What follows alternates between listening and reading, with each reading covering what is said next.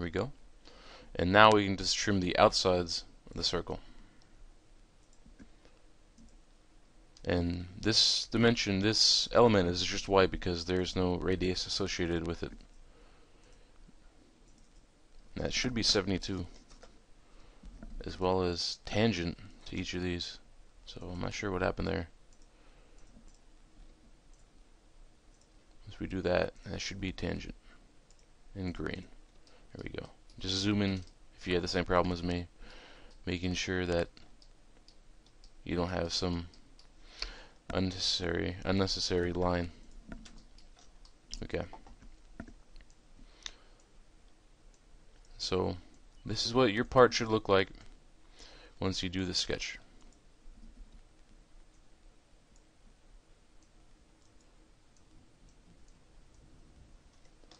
You zoom in a bit so you can see the dimensions.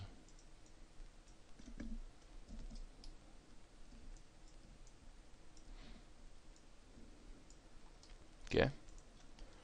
Alright. And now we can exit Sketcher and once again use our multipad tool.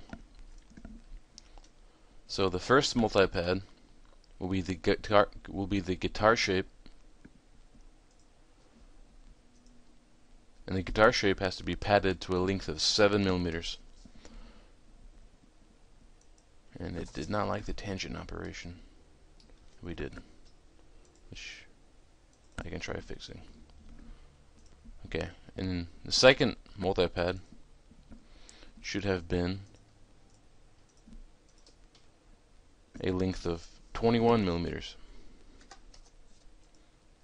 Alright, there you have the guitar shape.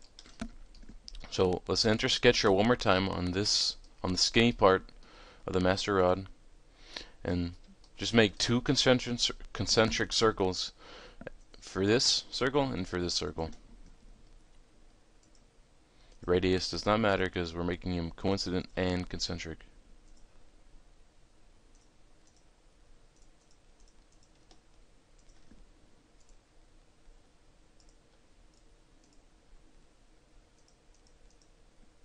Okay, do the same thing for the outside.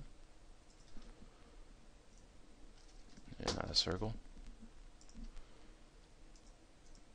Okay, exit Sketcher and pad this to a length of 21 millimeters. No, 12, sorry. Making sure that you have the right sketch being padded.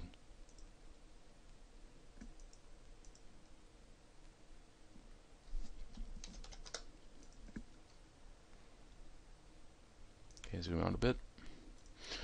Now we want to create the arm of the master rod, which will be between this surface and this surface. So to do the arm, we will need to create a multi-pad, which is this tool right here.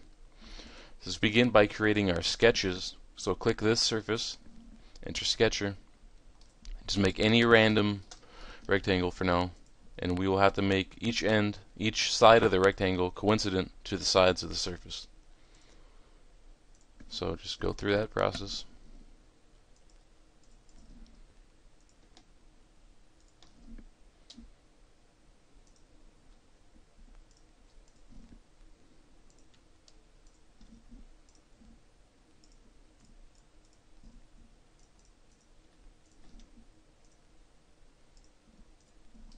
Okay, exit Sketcher, go to this surface on the skinny end, do the same thing.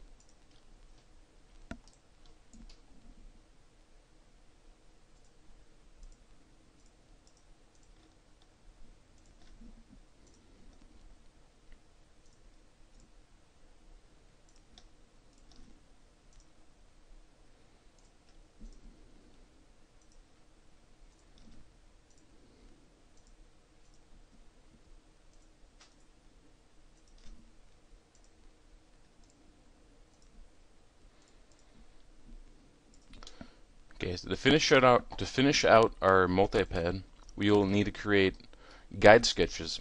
So to create the guide sketches, we need a line, we need a plane that will bisect this surface, be normal, and go through this plane down here. So to do that, one method of doing that is to create a point that will lie in the middle of this surface. So let's drag out our tools a little bit. Not using translation.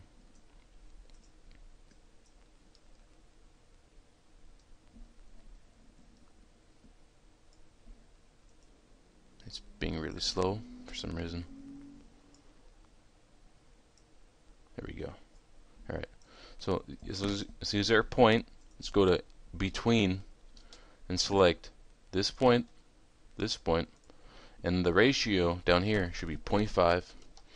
And after you do that, you should have a point that lies dead smack in the center of this surface. So using that point, we want to create a plane that will bisect this surface and be normal. So let's use plane definition, go to normal to curve, select this lower line as the curve,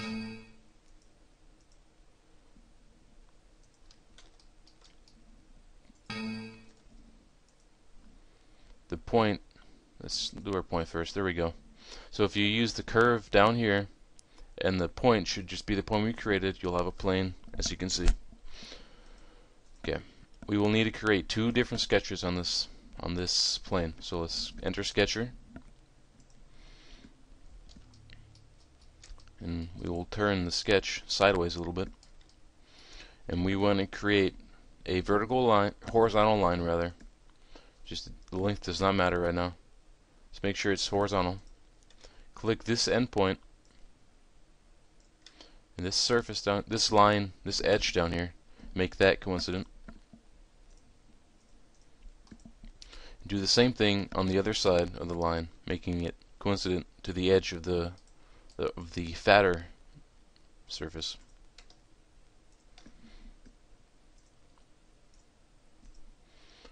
Exit sketcher, create a new sketch on that same plane.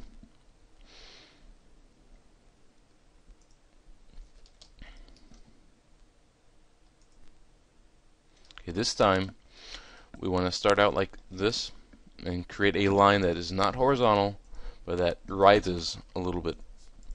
Okay, this point right here has to be coincident to that edge, and this other point has to be 15 millimeters away from this edge. It has to be horizontally 15 millimeters away. So if you have this diagonal angle come up, just right click and go to horizontal measure distance, horizontal, and make that 15 millimeters. Okay, ignore the placement of it for now. We want to create a 3-point arc that starts out here, just dips down, does not matter for now. Okay. This point has to be coincident to this edge, and this point, it also has to be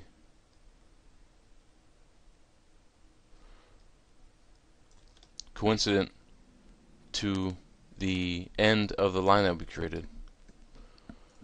Now I did lie to you. The 15 millimeters has to be a vertical measure, not a horizontal measure.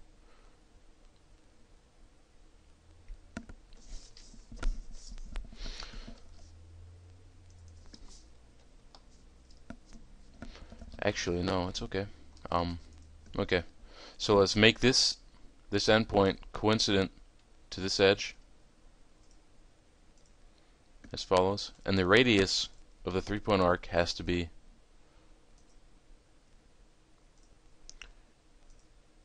78 millimeters. Once you do that, sketch is not correct. Alright, let's try making it 15 millimeters away vertically. Click that endpoint,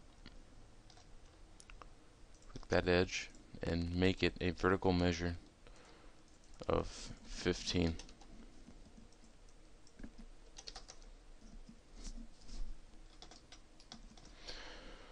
Something's still not right.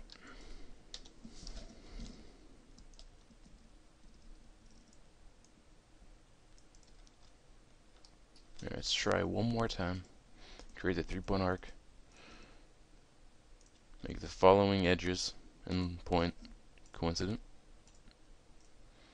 You want to make this point coincident to that point. You also want to make this line and this line tangent. There we go. And if we make this line a radius of 178 millimeters, we should get the sketch that we're trying to make. There we go. Okay. So just make sure that this point right here is tangent, coincident, and 15 millimeters in vertical distance. Exit sketcher, and now we can begin the multi-loft, multi-pad.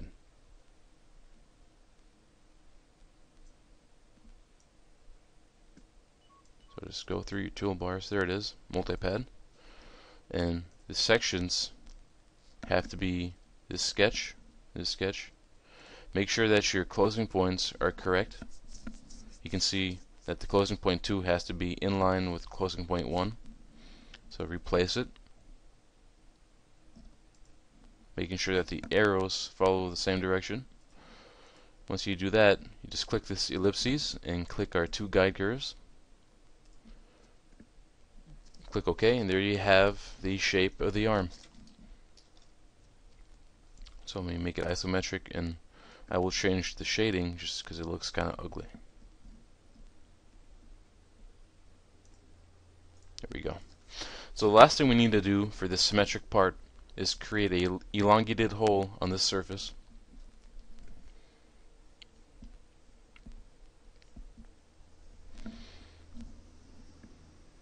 So enter sketcher, and let's create a point that is in the middle of the skinny end of the part. Make this point a construction element and make it concentric to the circle, any of the circles. Okay, once you do that, just create a vertical construction line that will run down the part. The length does not really matter right now. Just make sure it's coincident.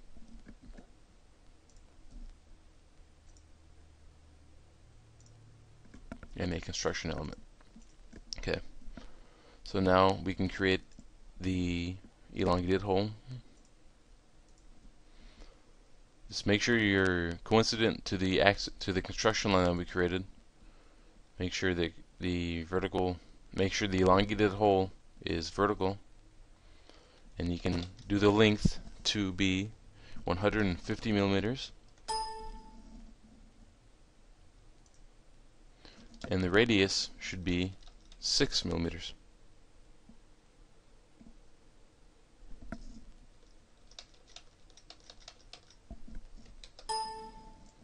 Okay. Now we just have to do one more constraint. This point right here has to be 30 millimeters away from the center that we created up here. Once you do that, everything should be green and we should be good to go. Alright.